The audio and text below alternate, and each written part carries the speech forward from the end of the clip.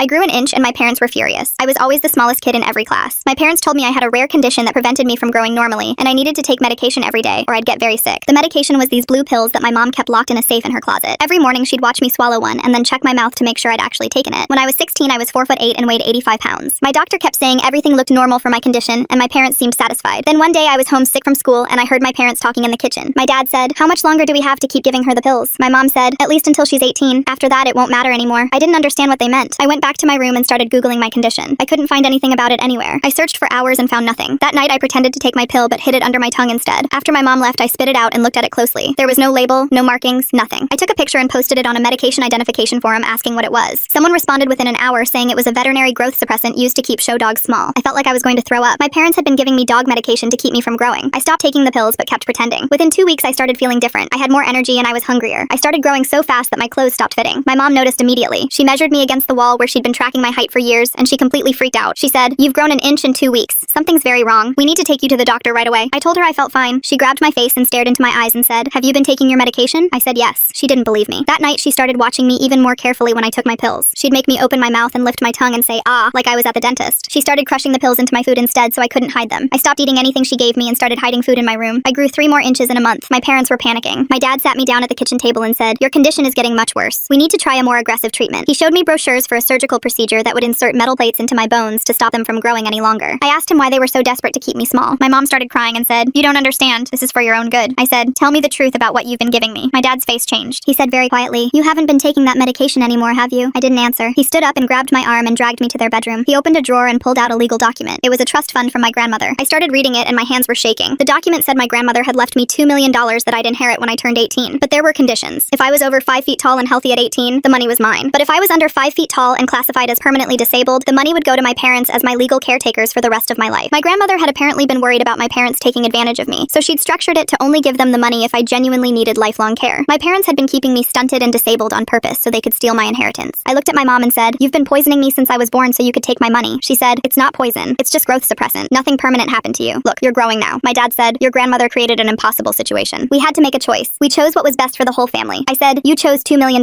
He pulled another bottle of pills from the safe and said, "We can still fix this. If you take these every day until your 18th birthday, you'll stay under 5 feet. The trust requires a doctor's confirmation of permanent disability. We have a doctor who will sign off on it. Then we all get to be rich. Don't you want your family to be taken care of?" My mom moved in front of the door and blocked it. She said, "Sweetheart, be reasonable. $2 million can change all of our lives. You just need to take your medication for 2 more years." My dad opened the pill bottle and stepped toward me. I screamed and ran for the window. My neighbor heard me and called the police. My parents were arrested and charged with child abuse, child endangerment, and attempted fraud. The trust was voided because they'd interfered with its terms. I never got the $2 million, and neither did they. I'm 19 now and 5'6".